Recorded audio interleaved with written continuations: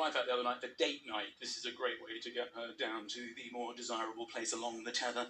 Great for tether readjustment, date night. Of course I ruined it. I did this really expensive restaurant that would just really wound me up. They did this thing I've never seen before. They gave me a menu with the normal menu with the food and the prices, and they gave her a menu with just the food, no prices. So we had a very different experience in this restaurant. She's like, oh, the lobster looks good. I'm like, no, it doesn't. It looks awful. The green beans as a side order to share looked rather yummy. I wonder what the catch of the day is. It's £45, and you're not having it. Okay. I actually called the waiter over. I'm like, sorry, £45 for the catch of the day. What is it you've caught? Because if it's not a mermaid, you're overcharging. Do you understand? But the best news for my wife's tether position, and my whole family, in fact, is that we've moved to the country. It's been my wife's dream to have a place in the country, and it became my dream when she told me about it every day for 15 years. So we finally got a beautiful place in the country. And I'm readjusting to country life. There are things I didn't know about. I mean, I'm a Londoner. I've lived here my whole life. And things like plumbing. Never knew about plumbing. You don't think about plumbing in London. You just flush the loo, and I don't really care what goes on. I wash my hands and carry on with my life.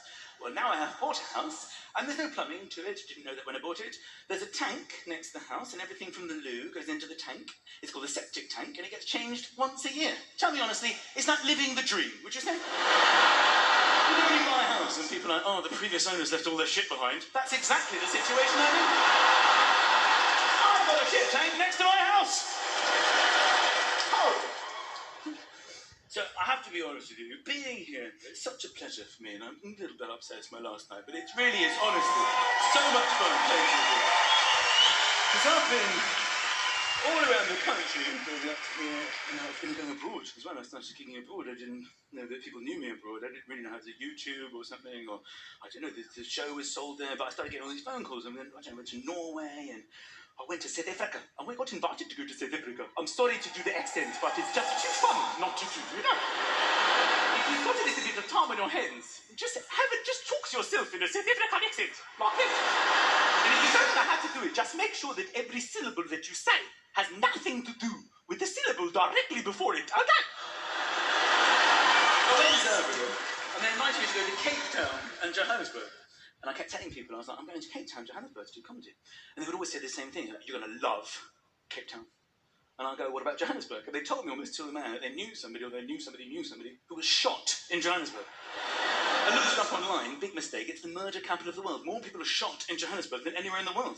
I tried to pull out to the gig, I called the office, I said, can I not do the Johannesburg one and just do the Cape Town one? They said, it's too late, you sold all the tickets, you've got to go. They said, you're overreacting, you're being silly, it's a lovely venue, why don't you look it up online? So rather than going on the website, modern day, I went on Google Street View. You know when there's that green man, and you pick him up, and you drag him,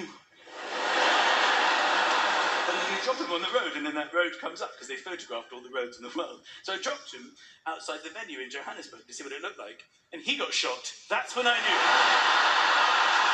That's such a good idea. I also went to Australia. Yeah, I don't know if it's any Aussies in tonight, but I went all the way to Australia to do some shows.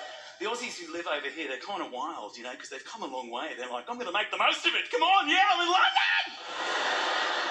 The ones in Australia, they're the most relaxed people I've ever met in my entire life. They speak so slowly.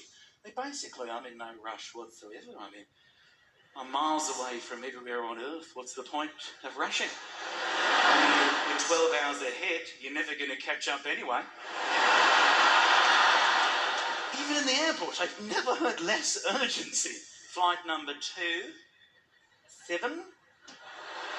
Is that a 4? Would you call that a 4?